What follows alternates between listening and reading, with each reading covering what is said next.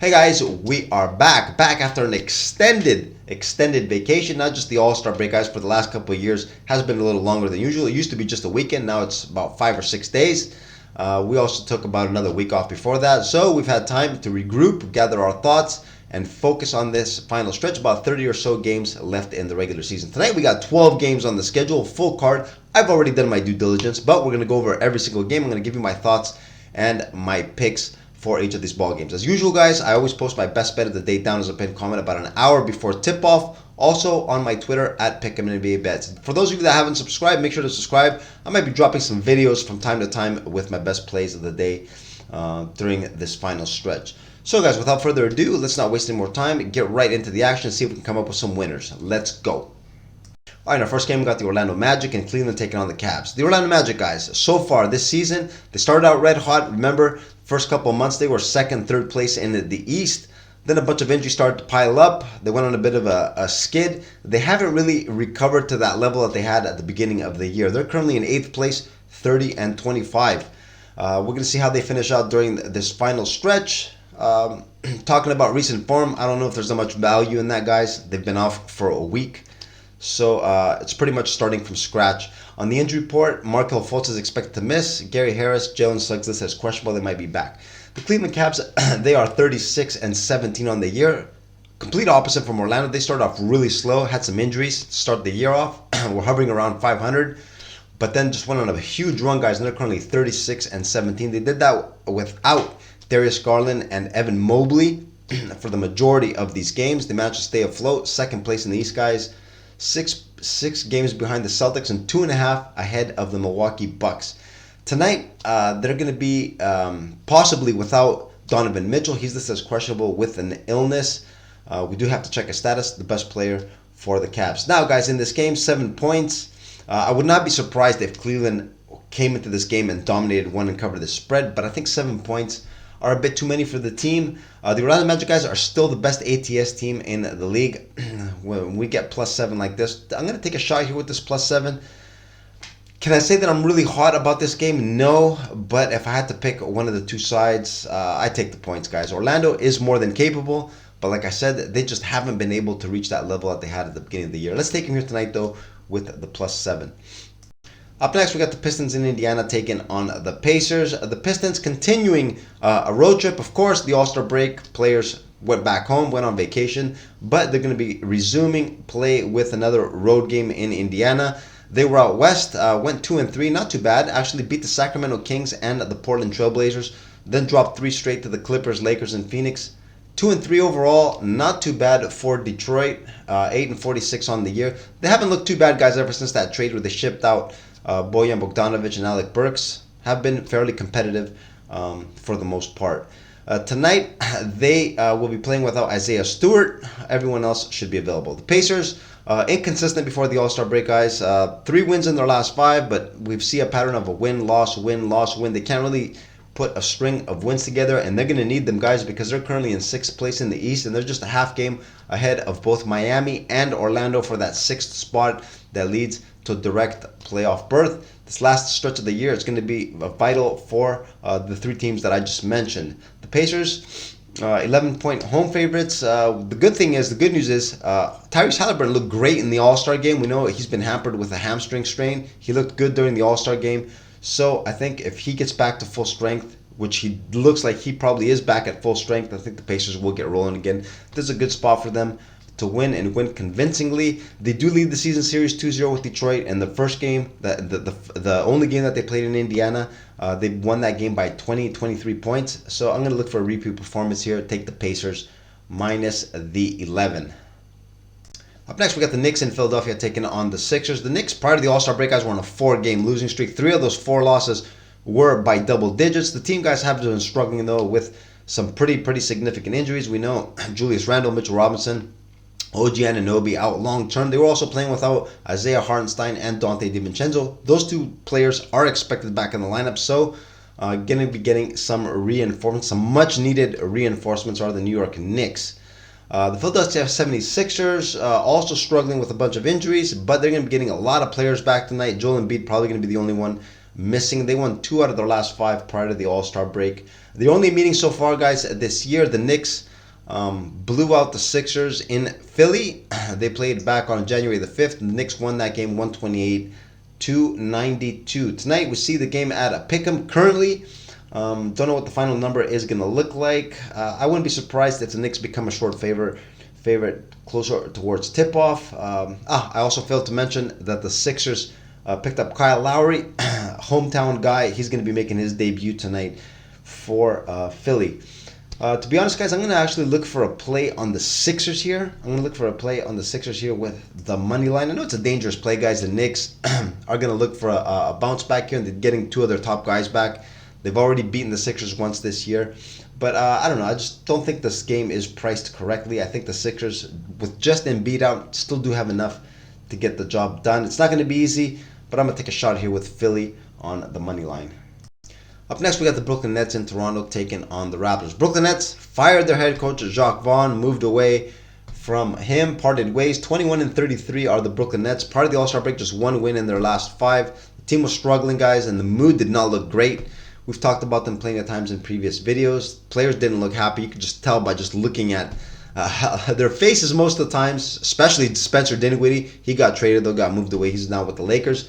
But reports came out, Cam Thomas, Mikal Bridges, a couple of the players, 2 of the top players on the team were not really happy with the way Jacques Vaughn was coaching. So Sean Marks, the GM, made the move and parted ways with him.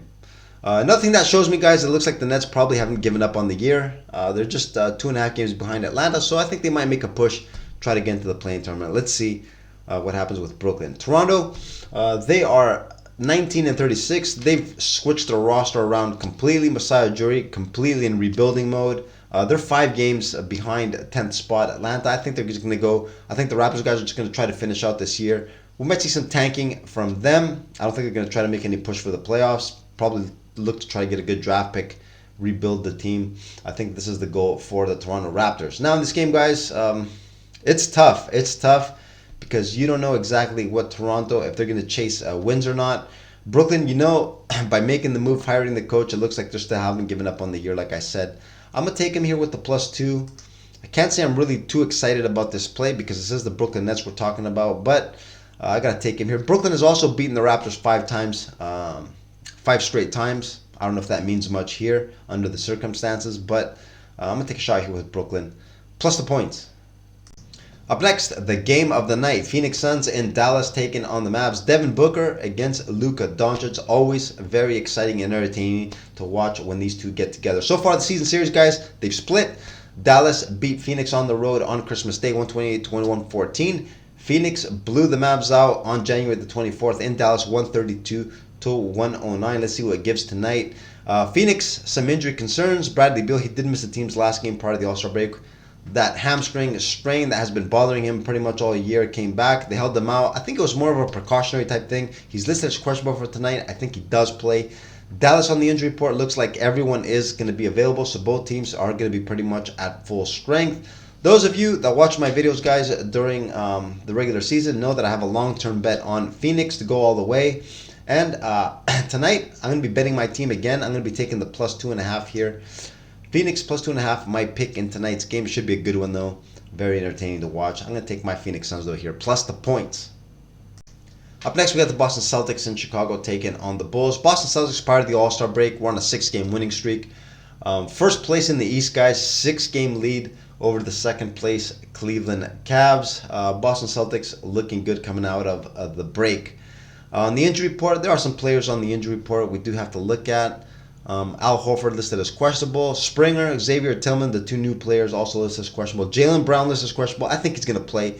He was in the dunk contest, also played in the All-Star game, so I think he will be playing tonight for Boston. The Chicago Bulls, they are 26-29 on the year, 9th place in the East.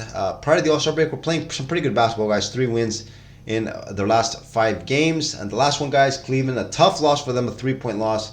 Played well enough to win that game, but fell just short. Chicago looking pretty sharp overall. Zach LaVine going to miss the remainder of the year. We know that. Torrey Craig also going to be out for a few weeks. Everyone else should be playing. Now, guys, I am going to be looking to fade Boston going forward, guys, in some tough scheduling spots, back-to-back, stuff like that. I don't think they're going to be going all out in some some spots on the schedule. I don't think tonight is going to be one of these spots. They don't have a game tomorrow, so I think they can go all out in this game. I'm actually going to take Boston here with the -7. I know it's not going to be a real popular play. I think the +7 with Chicago looks like the obvious play here. The one time they played this year, Boston blew out the Bulls by 27 in Boston. The wacky game, it was for the in-season tournament. They needed a win with a deficit. They ended up getting that big win. Let's see what happens here, guys. Personally, I think Boston is just head and shoulders the better team here. I think that if they're serious, go in there, get the job done, win, cover the spread. I'm going to take Boston here minus the points. Up next, we got the Houston Rockets in New Orleans taking on the Pelicans. Part of the All-Star break, guys, the Houston Rockets were on a downturn, just one win in 5 games. Struggling with some injuries. Fred VanVleet was missing. He is expected to come back for tonight's game. He's out with an adductor strain listed as probable. Tari Eason, there's a chance that he also comes back. So Houston guys might be at full strength. Got to check the injury report for the Rockets before game time. The New Orleans Pelicans guys, on the other hand, were red hot prior to the All-Star break. 4 wins in their last 5, 3-game winning streak. Short number, guys, 6.5 points. You can see I had it at 8. Brandon Ingram listed as questionable with Anillos. Got to check his status. Of course, one of the big 3 for the New Orleans Pelicans. Guys, so far in this year, Houston has won 2 out of the 3 games that they've played, and the only game that they played in New Orleans, Houston ended up winning that game by a couple points. One of the just 5 wins on the road for Houston comes against the Pelicans, which pretty much means, guys, that they match up pretty well with New Orleans. This number being as short as it is, I think this is probably going to invite some money here with the Pelicans. I'm going to take a shot here with Houston. It's always dangerous and risky taking the Houston Rockets on the road. But I think, like I said, the matchup tends to favor Houston. So far, the 3 games that we've seen, they've won 2 of them. They dropped the last one that they played by 11 in Houston. But overall, guys, the matchup looks pretty well. I'm going to take Houston here with the +6.5. Up next, we have the LA Clippers in OKC taking on the Thunder. The Clippers, guys, prior to the All-Star break, 3 wins in their last 5. Big win in their last one, guys, against the Golden State Warriors on the road. 130-125 W. They did that without Kawhi Leonard. They got down by like 14, 16 points in the fourth quarter. Made a huge run at the end. Very impressive win for the LA Clippers. They're 36-17 on the year. One of the favorites, guys. One of the favorites to go all the way. A lot of pundits, a lot of media talking about how they expect them to come out of the West. Tonight, Kawhi Leonard listed as questionable. He did play in the All-Star game, though, so I do expect him to play. They should be at full strength, the LA Clippers. The OKC Thunder, 3 wins in their last 5. As well, part of the break, 2-game winning streak. They are 37-17, half game ahead of the LA Clippers. So this is an important game as far as the standings go. OKC is going to have Gordon Hayward and Bismack Biyombo in the lineup. A couple of veterans that they got in during the trade deadline. Very good additions, I think. Good moves, guys, overall for the OKC Thunder. They do need some veterans to come in there, give some mentor some of these younger guys, and they can also produce on the floor. Gordon Hayward, I know he's past his prime, but I think if he finds his role on the team, he should be able to help the Thunder going forward. The Thunder 21-6 at home. The Clippers 16-11 on the road. I'm actually going to take the home team here, guys, with the -2. I'm going to take the Thunder here with the -2. They've actually beaten the Clippers 5 straight times in Oklahoma City, so they do play well against the Clippers at home. Let's see what happens here, guys. I'm going to take the Thunder here. Short number. I think they can get the job done. Let's take the Thunder here, -2. Next game about the Washington Wizards in Denver taking on the Nuggets. No real interest for me, guys, in this game. The Washington Wizards, guys, the circus, 15-point dogs. Denver, it's all a matter if they feel like playing tonight. If they do, if they feel like blowing out the Washington Wizards, they will. It's as simple as that. Nuggets on a 3-game losing streak, so they're definitely going to want to bounce back, that's for sure. They're involved in a race out east. They're 36-19. So they're going to need some wins if they want to keep pace with the Clippers and the Thunder. They will get it tonight. I don't see any surprises taking place in this game. Jamal Murray, KCP expect to come back, so they should be at full strength. I think the Nuggets guys will blow the Wizards away here. I'm going to take him here with the -15. I'm not going to rush to put money on this. No, there's always the danger of a backdoor cover, but Denver, I think, usually against these bad teams, will put them away and put them away quick. Now, will they beat them by more than 15? Your guess is as good as mine. If I had to pick a side here, I take Denver guys minus the points. Up next, we got the Charlotte Hornets in Utah taking on the Jazz. The Hornets guys, prior to the All-Star break, were on a 3-game winning streak, looking very good beat the Grizzlies, the Pacers, and the Hawks. Not only beat them, guys, but beat them with some pretty good differences. Beat the Grizzlies by 9, the Pacers by 9, and blew out the Hawks by 23. They were active during the All-Star break. The new players that came in have been performing well. The team has looked good. All these games, of course, have been at home. We got to see how they perform on the road. But Charlotte, things are looking pretty good for them and their future. The Utah Jazz, guys, on the other hand, 4-game losing streak. The team has been struggling. Now they're 2.5 games behind the 10th place Golden State Warriors. Actually lost to the Warriors twice. Lost to the Lakers and the Phoenix Suns. Very tough games. But Utah at home has beaten some of the tougher competition in the league. 4-game losing streak, though, they have not looked good. Now, the only meeting between these teams so far in Charlotte, Utah dominated that game. They only won it by 12, but they actually got it by something like 40 in the first half. And that was like 82-47 in the first half of that game in Charlotte, which means the matchup does not really favor the Hornets. And like I said, the Hornets haven't been tested on the road yet with their new group. Utah, guys, I think if they want to keep pace and have a shot to make the play-in tournament, they're going to have to get these games. I'm going to take a shot here. With Utah minus the 9.5, I know it's an ugly, ugly play, guys.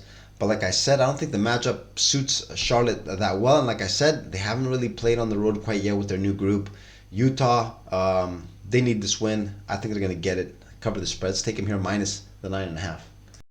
Up next, we got the Lakers in Golden State taking on the Warriors. Lakers, guys, part of the All-Star break. 4 wins in 5 games. They were on an uptrend, 3-game winning streak. Beat the Jazz by 16 on the road. Very impressive win, guys, beating the Jazz by 16 in Salt Lake City. Not an easy thing to do, especially without LeBron James. He's not going to play in tonight's game either because of that ankle injury that held him out against Utah. He played in the All-Star game, though. Didn't play too many minutes, but had a couple of dunks. He looked sharp, guys. Didn't look like anything was wrong with him, but they were holding him out. This is the first game of a back-to-back. They do have the Spurs on deck tomorrow, so they might be holding him out more, I think, for a precautionary type thing. I think he probably will play tomorrow, but he's not going to play tonight against Golden State. The Warriors, 4 wins in 5 games part of the All-Star game as well. The team has been uptrending. Like I talked about earlier, they did have a 5-point loss to the Clippers, snapped their winning streak, but bounced back with a nice 3-point win the exact next night against the Utah Jazz on the road. They do have a 2.5 game lead over the Jazz. They're currently in 10th place in the West. They do have the last spot for the play-in tournament. Klay Thompson, guys, got demoted to the bench. He's going to be coming off the bench, it says, for the foreseeable future. I don't know how he's going to take it. First reports are that he wasn't really too happy about it, so we got to see how the chemistry on the team is going to be going forward. I think, personally, the young guys that have stepped up and getting most of the minutes have been playing very well, so I think Steve Kerr did make the right move, but we got to see how this whole Klay Thompson thing plays out because they are going to need him if they're going to do anything in the playoffs. See here, guys, 5.5 point favorites. I think the number is a little bit inflated. I had it at 4 with knowing that LeBron James was going to be out. Usually, guys, in spots like this, I will follow the number and take the Golden State Warriors with the minus 5.5. It might even be the right side, guys, because like I said, the Lakers, if this game gets away from them early, they could pack it in, guys, and look for to get the game tomorrow night against the Spurs. There's always a danger of that. But 5.5 points, a bit too many, guys. I'm going to take the Lakers here, plus the points. I'll probably stay away. I don't think I'll be putting any action on this game. But if I had to pick a side, I'd take the Lakers plus the 5.5. It is a dangerous and risky play, though. Anything can happen, guys, in this game. And our last game tonight, we got San Antonio and Sacramento taking on the Kings. Spurs want to win in their last 5 part of the All-Star break. They beat the Raptors by 23, and the other 4 guys, the 4 losses, were convincing double-digit losses, blowout losses against the Mavs, the Nets, the Magic, and the Miami Heat. Now, guys, during this final stretch, got to keep an eye out on the San Antonio Spurs, see if Coach Pop is going to get into tank mode once again. I think the chances are probably will. Probably look for another high draft pick to get the Spurs rolling going forward. The Sacramento Kings, guys, 2 wins in their last 5 prior to the break. Very tough schedule, though. If you exclude the game against the Pistons, which they lost 120 to 133 at home, very bad loss. They were 13.5 point favorites. The last 4 games, guys, against Denver twice, Phoenix, and OKC, very tough schedule. They split those 4, 2-2, not too bad for Sacramento. They're in a race in the West. They're currently 8th, 7.5 games behind a top spot. 1.5 games behind the 6th place Pelicans. The 6th spot, which leads to direct playoff berth. All these games, guys, very important for Sacramento. Like I said, San Antonio, guys, when they lose, they tend to lose big. Sacramento needs this game. There's a chance they're going to be playing without Domantas Sabonis. He's been sick. Reports are he's listed as doubtful, so the chances are he probably won't play. The line actually opened at 12. With when the news came out that he was sick, it dropped to 10. I don't think the Sacramento Kings will have trouble, guys, disposing of the Spurs. I'm gonna take him here with the -10. This should be a blowout here. I'm gonna take Sacramento minus the points. And these are my thoughts and my picks, guys, for tonight's 12 games on tonight's schedule. Interesting games. Out of all of these games, guys, the games that I'm really looking at right now at the moment are the Sixers. I'm also looking at Phoenix. Taking a look at Houston, the Thunder, and the Utah Jazz. Those are the 5 games that are really caught my interest as of now. But like I said, guys, my final card I will post an hour before tip-off down at Picom. I might even put out a video, guys. So if you're not subscribed, like I said at the beginning of the video, hit the subscribe button. I might come up with a video with my plays of the day. And that's going to be it, guys. I think this video is going to gone off long enough. As usual, guys, I'm going to put chapters if you guys want to skip, if it gets too long for you. So that's going to be it for me. Good luck on your plays, and I'll see you all again tomorrow. Have a good one, guys. Later.